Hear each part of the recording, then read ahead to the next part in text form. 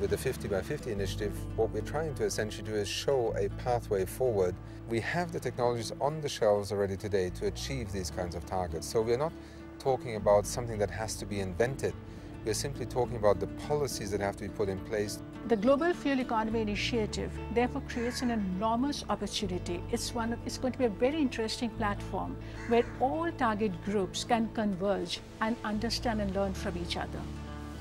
The Global Fuel Economy Initiative has the ambition of raising the issue of fuel economy to the top of the agenda, the places where it matters, people considering the future of transport.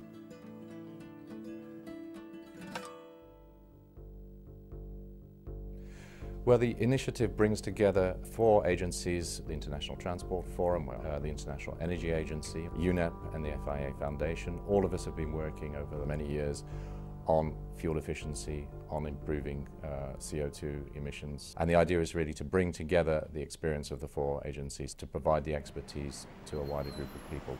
We have begun to identify the areas in which we can usefully add value, working with stakeholders, the people who are key to developing the issue further, continuing to help with policy development, raising awareness in regions across the world of the issue, and filling gaps in data and analysis and understanding of the issue. One of the advantages of a 50 by 50 initiative is that it provides that neutral platform where all the different stakeholders can engage without actually leaving their particular position behind just for a little while to engage in a dialogue that is necessary to move forward on the policy front.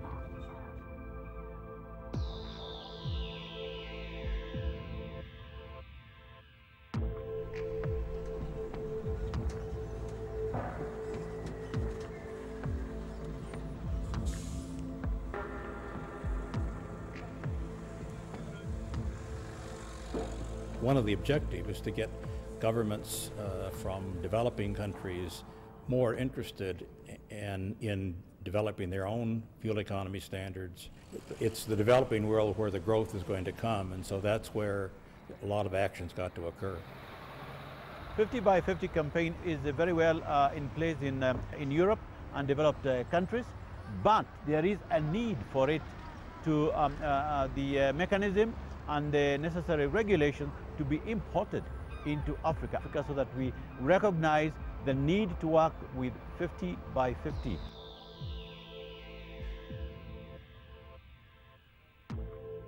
You can learn lessons from history. If you see, the impact of today's cars on, for example, air pollution is so much lower than it was 20 years ago, and that is because the regulators have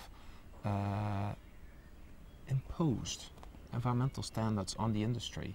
The industry didn't like it. The regulators still, did it, and of course we as environmentalists encouraged them to do so. And I think that past record, if what we can do in air pollution, we can also do for fuel consumption. If you look at what worked in the past, we could apply similar recipes to the future.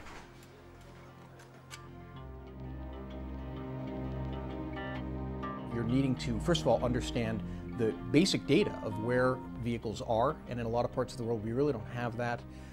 We need to understand better in terms of setting the stringency of targets. What are the costs of technologies and what are their benefits?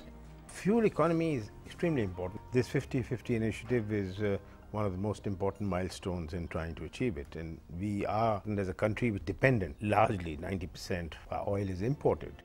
The consequences of failing to address the massive increase in the global fleet are almost too hard to imagine, but we cannot sustain that level of demand for oil. There are not the resources available.